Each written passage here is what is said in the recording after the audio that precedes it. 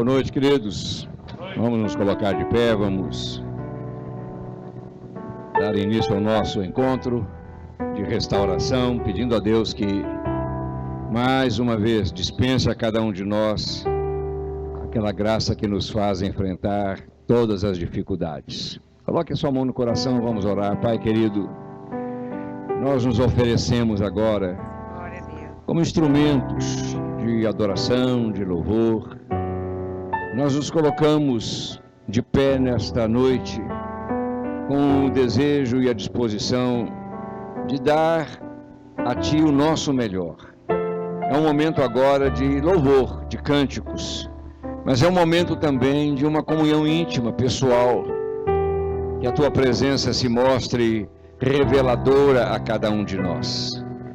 E melhor do que as nossas intenções, melhor do que as nossas palavras, que o Senhor possa se mover no nosso meio, trazendo coisas novas para nós. De fato, restauração. Quantas coisas precisam ser ordenadas na nossa vida, na nossa casa, no nosso trabalho. Quantas situações precisam, Pai, de um novo direcionamento. Que nesta noite, mesmo na simplicidade de um encontro como este, meio de semana, em que estamos também finalizando esse período de janeiro, nos nossos momentos de comunhão, recebe a nossa gratidão. Há um desejo que lateja no nosso espírito, no nosso coração, que é o de fazer o melhor. Não estamos aqui por obrigação, não estamos aqui, ó Deus, cumprindo um ritual.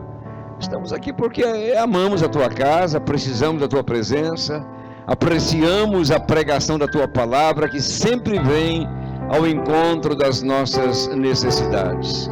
Fala conosco durante este tempo, abençoa os que já se encontram, abençoa aqueles que estão a caminho, que ninguém desanime, que ninguém desista, pelo contrário, que todos possam ser assim, imbuídos de um desejo maior ainda. Eu vou à casa do meu Deus, eu vou estar na presença do meu Deus, e que esta presença se mostre reveladora a cada um de nós.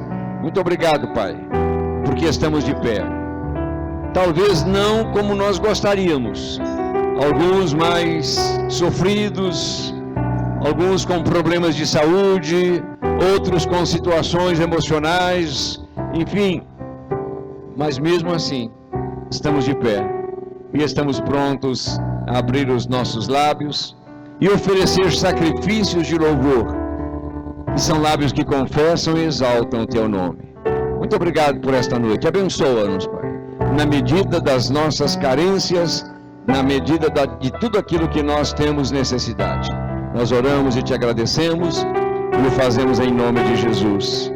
E você pode dizer amém? Amém. Louvado seja Deus. Amor.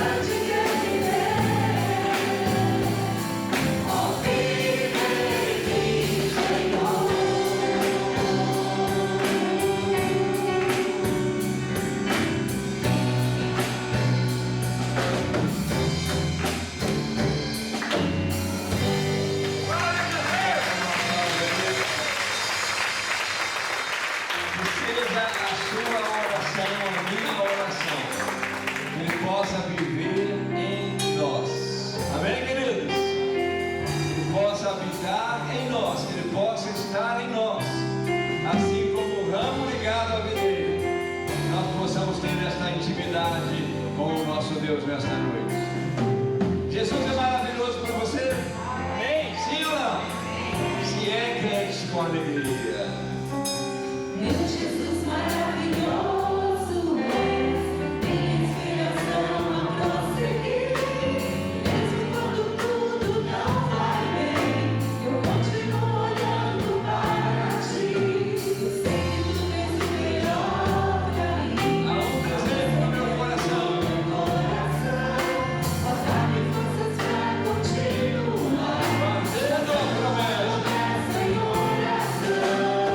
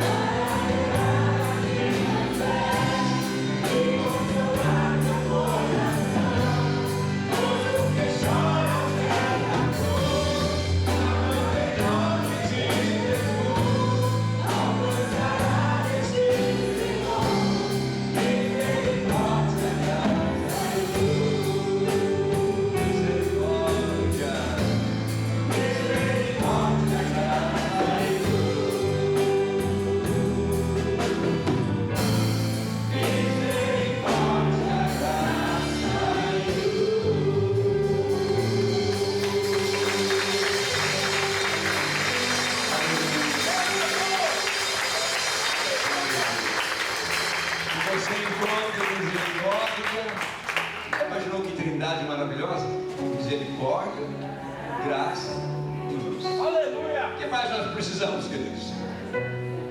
Misericórdia cobre todas as nossas necessidades. Nosso Deus é misericordioso. Misericórdia, graça, que é melhor do que a vida, e luz, para que nós não erremos o caminho.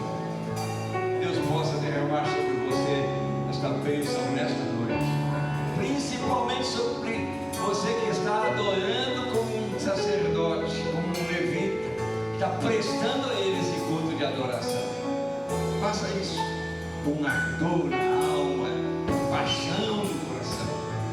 Vamos cantar uma música que tem uma história. Talvez você já a conheça. Não foi escrita numa mesa apenas um momento de oração, não nasceu na inspiração do autor, fruto de uma vitória, de uma batalha, de uma dificuldade que uma das igrejas do Rio enfrentou durante uma fase terrível, dificílima. Nasceu este cântico. Cada vez minha fé passa por uma dificuldade, por uma crise, cada vez que a minha fé é provada, o Senhor nos dá uma oportunidade. Essa prova não é para nos destruir, é para nos construir, é para nos fortalecer.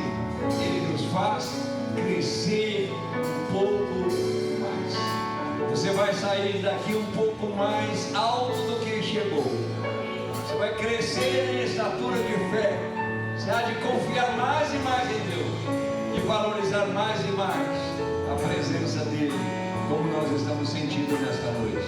Então solte a sua voz, experimente viver esta situação que a igreja viveu.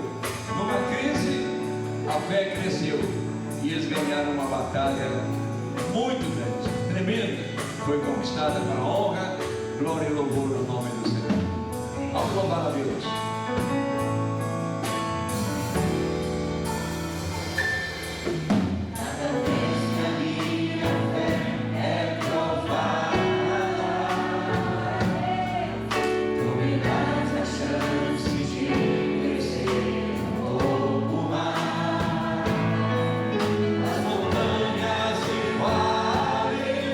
Desertos e mares que atravessam e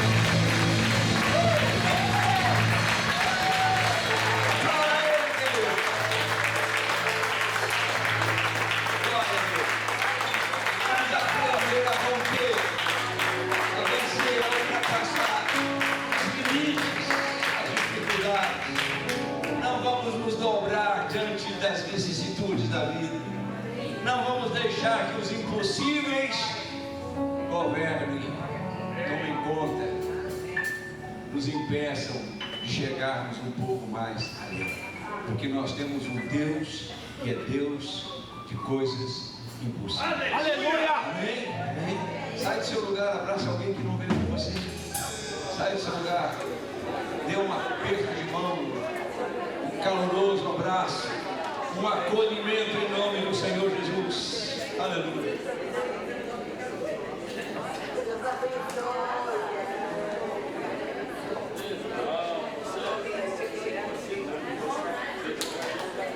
Glória a Deus.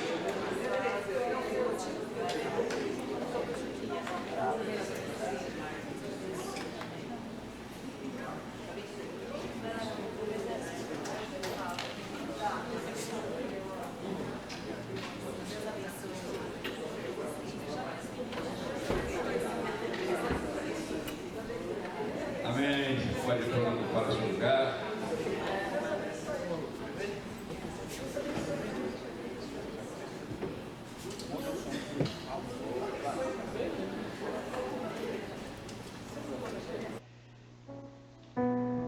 Esse encontro de quarta-feira é um encontro muito singular, muito especial. Além de pregação, além das orações que nós fazemos, este encontro foi regado com oração.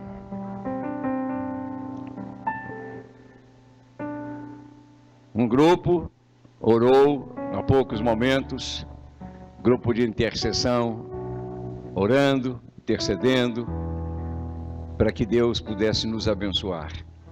E eu tenho certeza de que está e vai nos abençoar. Ok. Nós queremos apenas lembrá-los de que neste final de semana nós vamos ter oração e jejum, sábado, às 9 horas da manhã, e também o encontro com as Déboras. Então venha orar conosco, venha começar este mês de fevereiro na presença de Deus, trazendo os seus agradecimentos em razão de tudo aquilo que aconteceu em janeiro, mas também pedindo forças, pedindo sabedoria, capacidade, enfim, tudo que você precisa para vencer. Este mês é bissexto, né? 29 dias, né? Vencer também mais um período de dias aí em fevereiro, ok? E domingo nós vamos ter a nossa reunião pela manhã, ceia do Senhor, eu espero que você possa estar presente. E à noite, que horas que é mesmo o horário da noite? 19 horas. Nós fizemos uma mudança em razão de uma multidão de pedidos de 2 pessoas, nós resolvemos atendê-las. Então estamos retomando outra vez aquele horário antigo de 19 horas, na tentativa de facilitar a chegada, para não ficar um pouco exprimido o horário entre manhã e tarde, ok? O almoço, por enquanto, está suspenso, não houve nenhuma indicação de pessoas participando. O trabalho é muito grande, envolve uma logística um pouco complexa, e fazer um trabalho desse, me perdoe, meia dúzia de pessoas não compensa. A ideia do almoço, não só abençoar você, dar condições de você ter um pouco mais de comunhão e participar da sua igreja, mas também buscar recursos para a cantata que está se aproximando.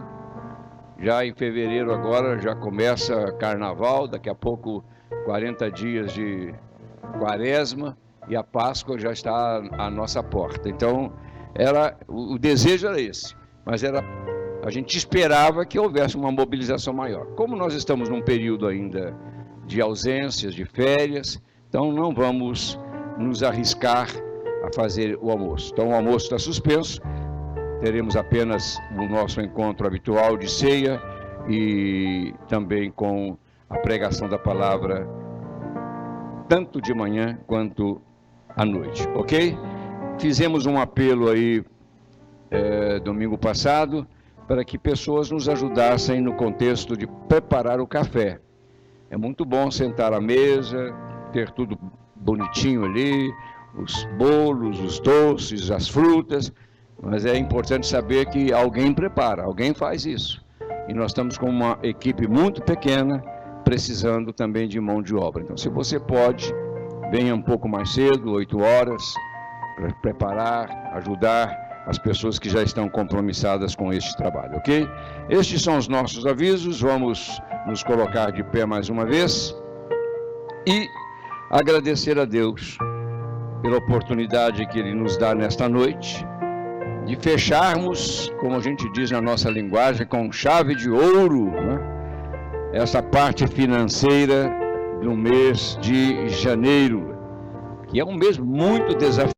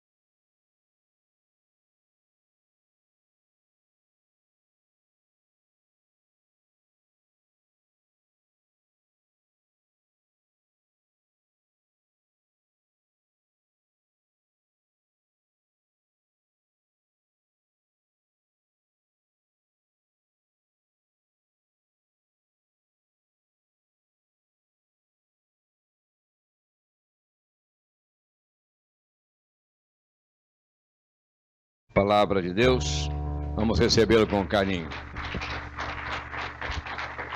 Obrigado, boa noite.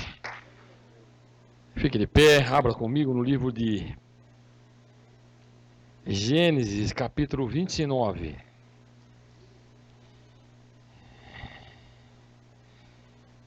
E eu vou ler também um trecho do capítulo 30. 29, a partir do versículo 31.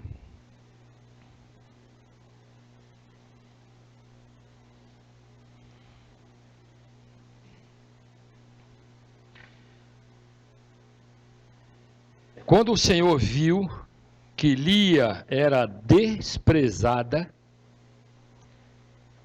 concedeu-lhes filhos. Raquel, porém, era estéril. Lia engravidou, deu à luz um filho e deu-lhe o nome de Rúben, pois dizia: o Senhor viu a minha infelicidade. Agora certamente o meu marido me amará. Lia engravidou de novo, e quando deu à luz outro filho, disse: porque o Senhor ouviu que sou desprezada, deu-me também este, pelo que o Senhor o chamou Simeão. De novo engravidou, e quando deu à luz mais um filho, disse: agora finalmente meu marido se apegará a mim, porque já lhe dei 3 filhos. Por isso deu-lhe o nome de Levi.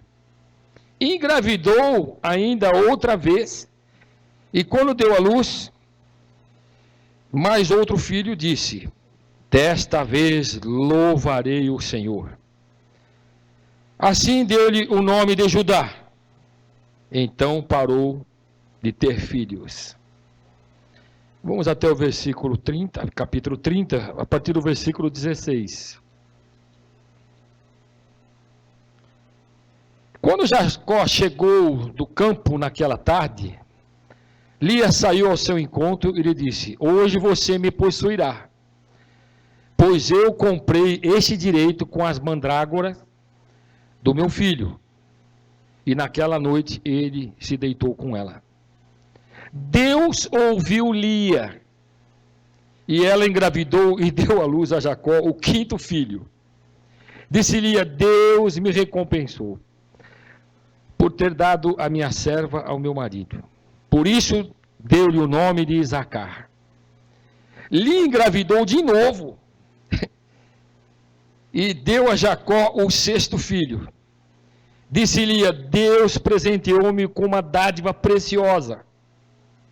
Agora meu marido me tratará melhor. Afinal, já lhe dei 6 filhos. Por isso, deu-lhe o nome de Zebulon. Algum tempo depois, ela deu à luz uma menina, a quem chamou Diná. Amém. Senhor, abençoa esta palavra. Que eu tenha a inspiração e a graça para traduzir o que teu Espírito Santo registrou no meu coração. Que esta palavra alcance, atinja o propósito para o qual ela foi determinada e designada, em nome de Jesus. Amém. Você pode ocupar o seu lugar.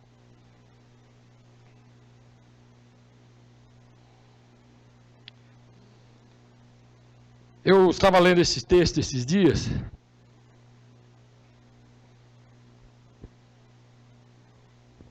E examinando as Escrituras, e eu percebi que nós precisamos de ter algo muito importante restaurado nas nossas vidas. Nós precisamos ter restaurada a certeza de que os olhos de Deus estão sobre as nossas vidas. Porque nós passamos às vezes por momentos difíceis, delicados, sombrios, e pensamos que Deus está alheio ou alienado à nossa vida, às nossas tristezas, às nossas crises, às nossas dificuldades, às nossas decepções.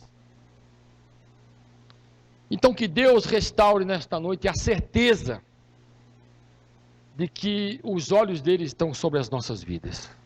Amém? um rei de Israel chamado Asa, que era um rei que fazia o que Deus aprovava, ele declarou lá no segundo livro de Crônicas, no capítulo 16, versículo 9, o seguinte: pois os olhos do Senhor estão atentos sobre toda a terra para fortalecer aqueles que se dedicam totalmente o coração. Você acredita nisso? Os olhos de Deus estão sobre aqueles que dedicam totalmente o seu coração a Ele, né? Ele também diz no versículo 7, versículo seguinte, aliás, Davi, na primeira carta de Samuel, primeiro livro de Samuel, melhor dizendo, capítulo 16, verso 7, o Senhor, contudo, disse a Samuel: não considere a sua aparência, nem a sua altura, pois eu o rejeitei. O Senhor não vê como o homem vê a aparência, mas o Senhor vê o coração. Está falando daquele momento onde que Samuel chegou na casa de Jessé, e estava olhando para os filhos de Jessé, e ele pensou que era os 3 primeiros filhos, na verdade não era, porque ele estava olhando a aparência dos filhos de Jessé. Então, Deus manifesta aqui uma verdade importante para nós. Deus não vê a aparência das pessoas. Deus olha o que está no nosso coração. Amém? O profeta Isaías diz que não foram as minhas mãos que fizeram todas estas coisas, lá no capítulo 66, versículo 2, e por isso vieram a existir, pergunta o Senhor: a este eu estimo, ao humilde e contrito de espírito, que treme diante da minha palavra. Então Deus olha, Deus estima essas pessoas que estão com o coração contrito. Aliás, Davi diz lá no Salmo 51, versículo 17, né, que um coração quebrantado e um espírito contrito, Deus não despreza. Amém? Porque a minha mão, disse também o profeta Isaías, aliás, está sobre todos aqueles que o buscam, e o buscam para o bem, né? Estou falando um pouco a respeito dos olhos de Deus, porque eu olhei para esse texto e para outros personagens da Bíblia, e eu comecei a verificar algumas pessoas, alguns personagens, que de certa forma foram desprezados ou desprezadas, né? Foram diminuídos ou diminuídas, tentaram tirar o valor, a riqueza moral, a riqueza espiritual que havia na vida destas pessoas, né? Que é o caso, por exemplo, foi pregado recentemente aqui pela nossa querida irmã Salete, de Penina e Ana, que eram as 2 mulheres esposas de Eucana, e Penina tinha filhos e Ana não tinha filhos, era estéril, porque Deus havia deixado ela estéril, mas Penina aproveitou aquela situação para diminuir Ana, para desvalorizar as virtudes que haviam na vida de Ana. E de certa forma, como diz o texto sagrado, havia uma provocação da parte de Penina com relação a essa situação, né? E às vezes nós somos como Ana, olhamos ao nosso redor, vemos as pessoas abençoadas e nós não somos abençoados. Olhamos as pessoas orando e tendo as suas orações respondidas, e as nossas orações não são respondidas. Às vezes nós olhamos para o lado de fora e vemos as pessoas prosperando, e nós com muitas dificuldades, né? Mas mesmo sendo desprezada, Ana foi ao templo. foi ao santuário de Deus, foi buscar a presença de Deus, foi orar, foi chorar, foi clamar, foi reivindicar aquela maior bênção que ela queria na sua vida. Quando você deseja uma grande bênção, aonde você vai? A casa de Deus. Quando você reivindica algo para a sua vida, a quem você procura?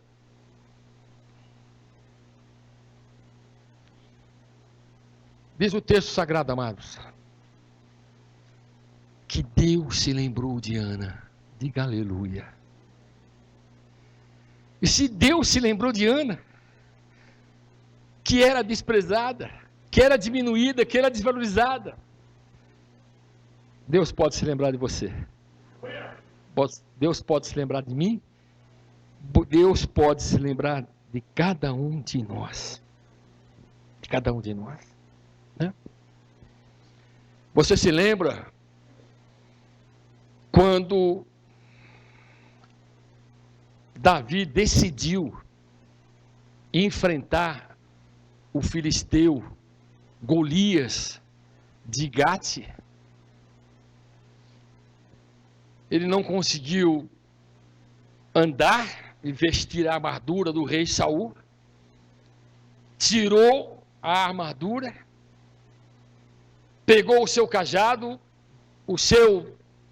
a sua funda, né, a sua tiradeira, o seu estilingue, 5 pedrinhas e foi para cima daquele incircunciso filisteu. Diz o texto sagrado, amado, que Golias olhou para Davi,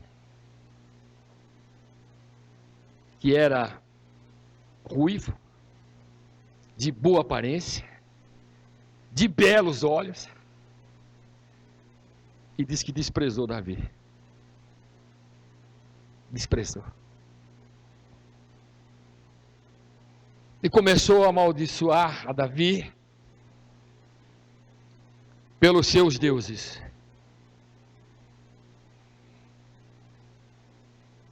E ela disse assim: por acaso eu sou algum cão para você vir a mim com paus, com pedras? Vem a mim, eu vou dar a sua carne às aves e às feras do campo.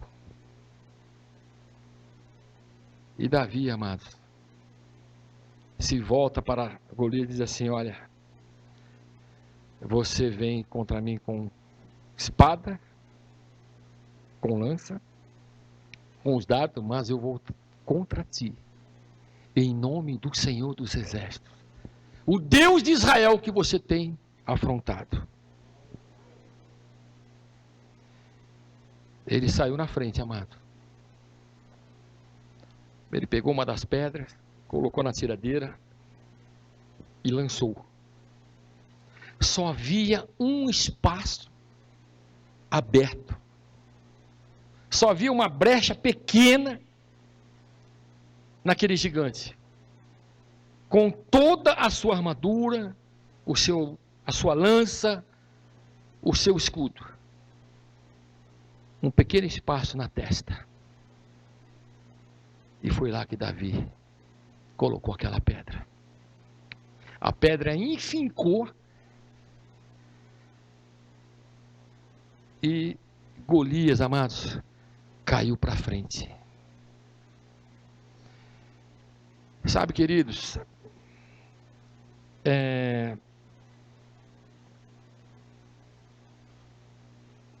houve um homem chamado Zorobabel, que era um príncipe de Judá.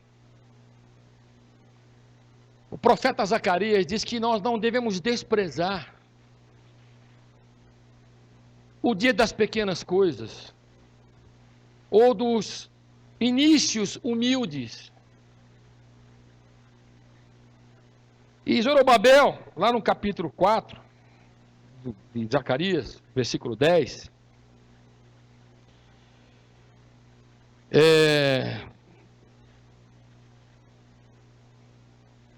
Diz assim: pois aqueles que desprezam o dia das pequenas coisas terão grande alegria ao verem a pedra principal nas mãos de Zorobabel. Então ele me disse: estas 7 lâmpadas são os olhos do Senhor, que sondam toda a terra. Zorobabel foi um príncipe de Judá, descendente de Davi. A história de Zorobabel, registrada na Bíblia, acontece no período em que os judeus retornaram da Babilônia. Né? Então, eles decidiram, com um grupo de judeus, reconstruir um templo. Né? E alguns achavam que o trabalho de reconstrução do templo era insignificante. Então desvalorizavam aquelas pessoas simples que estavam trabalhando no templo.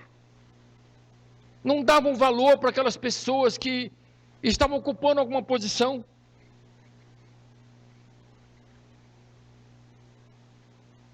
Alguns achavam o trabalho no templo significante, mas Deus estava presente na reconstrução do templo.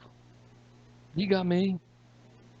E pelo seu espírito, capacitou Zorobabel para concluí-lo.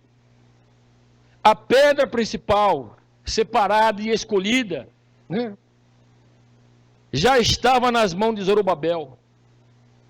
Alguns desprezavam o humilde início do trabalho de Zorobabel e de alguns judeus, ao verem o prumo, aquele instrumento importante, né, nas mãos de Zorobabel. Mas Deus profetizou que haveria um tempo de grande alegria naquele lugar. Então nós não podemos desprezar, amados, aqueles que estão envolvidos na obra de Deus, os dias dos pequenos inícios, porque Deus tem profetizado que vai estabelecer um período de grande alegria e abundância no nosso meio. Né? Eu me lembro, há uns anos atrás, eu fui chamado numa das maiores indústrias do interior de São Paulo, e cheguei lá, conversei com um dos diretores de uma empresa grande, fabricante de máquinas agrícolas. Fui indicado por um amigo meu que estava presente na reunião, que dirigia a empresa Bombril aqui em São Paulo e também a Transbrasil, linhas aéreas, na ocasião. E conversei a respeito do meu trabalho lá, e um dos donos olhou para mim assim: mas não é possível que você faz o que você está dizendo que faz.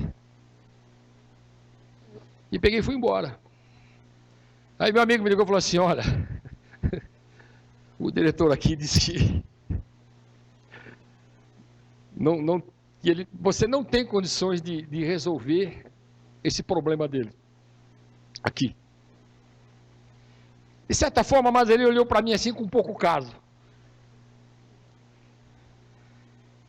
30 dias depois, amado, eu voltei lá e fechei um dos maiores contratos que eu tinha fechado na minha vida profissional. E na semana passada, depois de 11 anos, ele teve um problema e me telefonou. E eu estive lá. Porque assim, amado, a vida é assim. Há um poeta e pensador chamado Dimitri Duarte. Ele fala assim: jamais despreze, nem desfaça de ninguém, nem de alguma coisa. Por mais que, ao seu ver, não seja alguém ou algo que mereça seu respeito e atenção. Afinal, são nas cavernas mais escuras e dentro de rochas que aparentemente são comuns, são formados os mais preciosos diamantes. É no fundo do oceano, dentro de simples ostras, que ficam guardadas as pérolas mais preciosas. São nas montanhas mais altas e nebulosas que ficam as mais fantásticas paisagens, disse Dimitri Duarte. Ele continua: é dentro das maiores e mais perigosas colmeias de abelha é que se extrai o mais precioso e doce mel. E é em meio a tantos espinhos que nasce uma rosa. Ele conclui dizendo o seguinte: sendo assim, talvez o que você mais deseja e julga ser mais precioso esteja guardado no coração de alguém que você tanto despreza e se mantém indiferente quanto à sua importância. E é verdade. Vamos ao texto sagrado aqui. Vamos ao texto sagrado. Versículo 31 que nós lemos aqui do capítulo 29. Quando o Senhor viu que Lia era desprezada. Desprezada por quem? Pelo próprio marido Jacó, que amava mais a Raquel do que a própria Lia. Que era desprezada por quem? Pela própria irmã Raquel. O Senhor viu que Lia era desprezada e resolveu abençoar esta mulher, amado. Eu não sei se você já se sentiu assim em algum momento, desprezado ou desprezada, desvalorizado ou desvalorizada. Alguém que de repente olhou para você e fez pouco caso de você, né? Mas os olhos de Deus estão sobre a sua vida. Eu acredito nisso, né? Uma das muitas coisas maravilhosas, queridos, sobre a Bíblia, é quão cheia ela é de pessoas reais, com seus reais conflitos. A Bíblia não é um livro estéril. Deus revestiu sua verdade como uma película através das centenas de indivíduos e personagens sobre quem ele nos fala. Eu estava lendo uma matéria a respeito de Lia, em que Deus viu que era desprezada,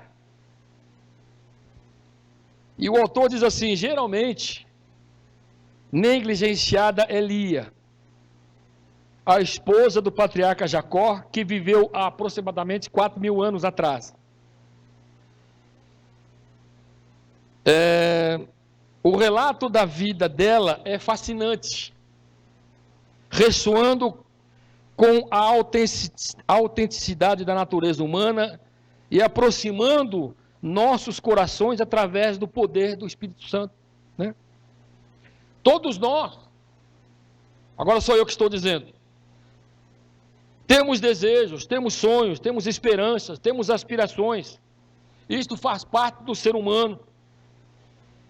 Lia, certa vez, foi uma criança, foi uma menininha com toda uma vida pela frente, até que seu pai, Labão, a fez casar-se com alguém que não a amava, na verdade.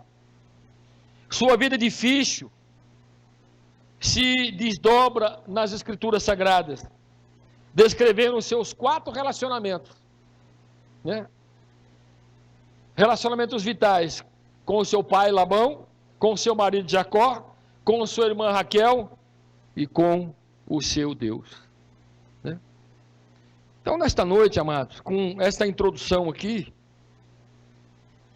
eu espero que eu consiga trazer para você, pelo menos, um despertamento que Deus trouxe para mim através desta palavra, né? Quando você se sentir assim, desvalorizado, diminuído, desprezado, quem sabe assim, sem importância, né? Primeira verdade que eu quero deixar registrado para você é que Deus está olhando para você. Pode ser muito simples isso. Pode ser muito simples, mas é verdade de Deus, né? Em segundo lugar, Deus vai te abençoar sobremaneira. Que é o que eu vejo no texto sagrado aqui. De repente ela começou a ter um filho atrás do outro.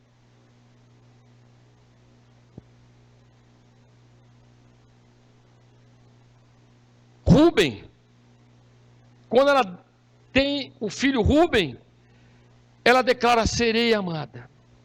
Quando ela tem o segundo filho, Simeão, ela declara: o Senhor ouviu que sou desprezada. Quando ela teve o terceiro filho, Levi, ela disse: Jacó se apegará a mim. Uma bênção atrás da outra. Quando chega no quarto filho, Judá, ela diz assim: louvarei o nome do Senhor. Eu não sei, Deus tem uma bênção para você, você acredita nisso? Deus tem uma resposta para essa situação que você tem vivido. E nós temos que acreditar que você vai louvar o nome do Senhor.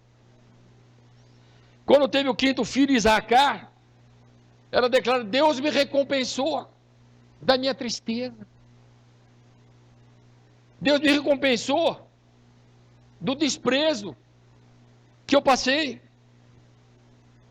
Zebulon, agora meu marido me tratará melhor e me valorizará, porque ele não valorizava.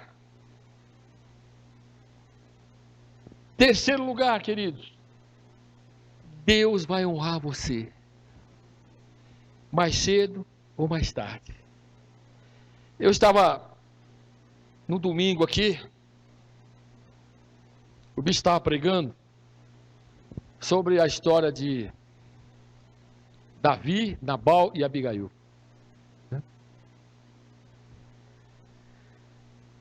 Interessante que os homens que estavam com Davi se encontraram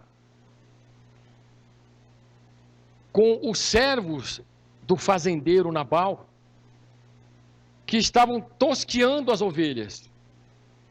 Ele tinha 3.000 ovelhas e 1.000 cabras. E quando Davi chega lá com os seus 400 homens, né, que eram os guerreiros, haviam mais 200 que guardavam as bagagens, eles não fizeram nenhum mal aos servos de Nabal. Pelo contrário, abençoaram aqueles servos, protegeram aqueles servos. Não houve nenhum prejuízo naquele momento nos rebanhos de Nabal. Os servos de Nabal foram até o seu senhor e contaram a história de Davi e os seus homens, que eles foram como um muro, uma muralha protetora naquele momento. E quando Davi, precisando de suprimento, de ajuda, manda um grupo conversar com Nabal, Nabal simplesmente ignora, simplesmente, como diz o texto, despreza Davi, dizendo: mas quem é esse Davi?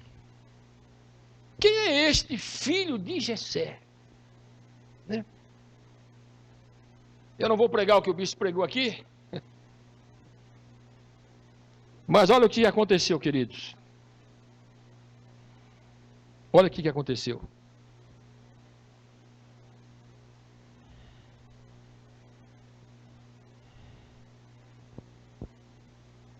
Abigail intercede pela sua família, leva o suprimento, como foi pregado aqui no domingo, pelo bispo Tito. Uma linda mensagem. Assume uma culpa, uma responsabilidade que não era dela. E quando Davi resolve ouvi-la e atender o seu pedido, ela volta para casa. E quando ela chega em casa, Nabal, marido mau, Nabal, marido mau, está fazendo um banquete. E um banquete como um banquete de um rei. Quer dizer, não quis dar o suprimento para Davi e os seus homens, mas estava fazendo. Ou um homem egoísta. E bebeu muito vinho. Ficou embriagado. Quando Abigail vê, espera chegar pela manhã, vê que ele está sóbrio e conta o que ela fez e o que o Davi iria fazer. O homem, queridos, tem um ataque e ficou paralisado. 10 dias depois, o Senhor o matou. E quando Davi toma conhecimento do que aconteceu com Nabal, 1 Samuel 25, 39, diz assim: quando Davi soube que Nabal estava morto, disse: bendito seja o Senhor, que defendeu a minha causa contra Nabal, por ter me tratado com desprezo.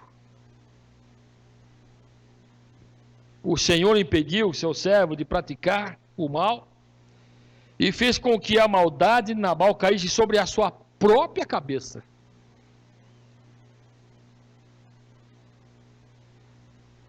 Amados, Deus tem os seus olhos voltados para nós. Deus vai nos abençoar. Eu gostaria que você ficasse de pé. Eu quero dedicar um ponto para que a gente possa orar nesta noite. Eu não sei como é que você chegou até aqui.